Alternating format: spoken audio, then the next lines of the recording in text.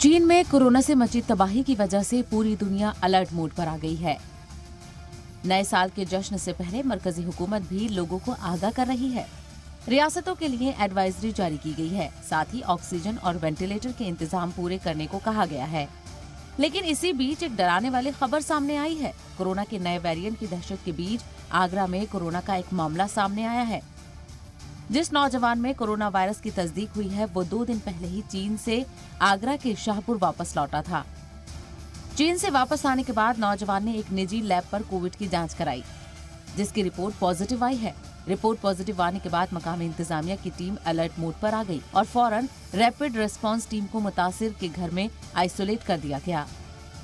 बताया जा रहा है कि नौजवान के राब्ते में अभी तक जितने भी लोग आए हैं, उन सभी की जांच कराई जाएगी, जिसके लिए मकामी इंतजामिया ऐसे लोगों की पहचान कर रहा है।